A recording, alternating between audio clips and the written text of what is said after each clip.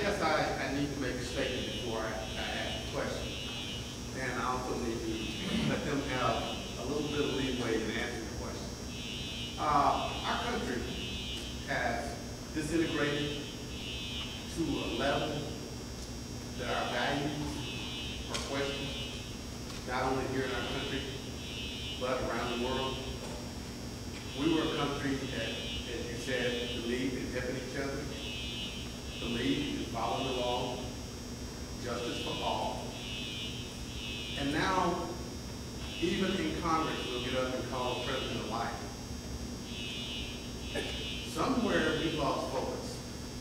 But I want to bring it down to home. Most of you don't realize that you live in the Tennessee Valley.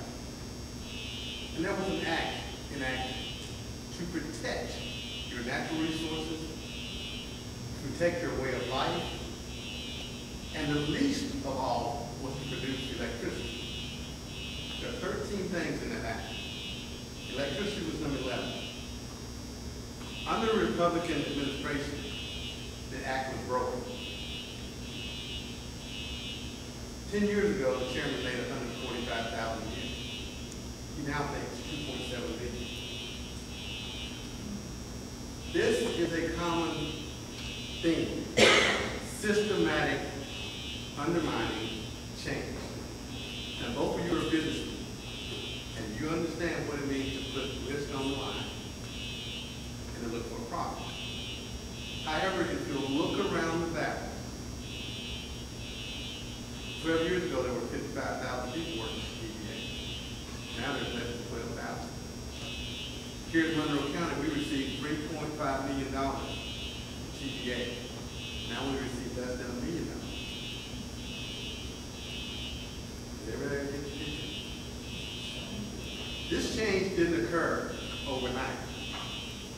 It was a systematic approach by those in charge to bring it down to strictly those who can control profit margin. Now we have a problem.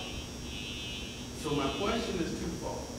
One, how do you get those systems corrected?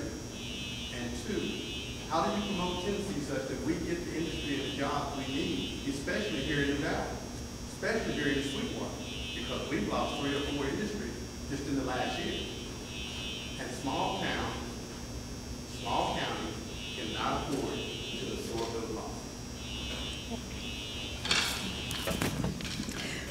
Boy, was that a loaded good question. First of all, with respect to bringing our jobs back, we had bad trade agreement, NAFTA, and then we've had systematic dismantling as they move things to technology-based, fewer people, different mission statement, the bait and switch that I've talked about before. TVA is not fulfilling the mission statement that I think they ought to be fulfilling, and we need to bring them to task for that. TVA is doing other things that you didn't mention that we need to bring them to task for. With that change in the TVA Act, they also were given a raise to a $30 billion debt limit, and they are now getting very close to that, and so their fancy footwork tap dance around that has been to sell the natural gas plant in the Rogersville area and then lease it back, so that instead of having a like 3% bond for that, they're going to lease back with a 4.5, and these holders in this John Sevier company are going to make a buck, and who's ultimately going to pay? The ratepayer. They're also going to probably try to push through a law called construction while in progress rate hike, where they make you pay for example, a nuclear plant that might never get built, and they'll put that in your rate limit. So there are a lot of things there, but I will come back in my closing remarks to your jobs issue and how to bring things back, because that really centers in my campaign. So I'll answer that later.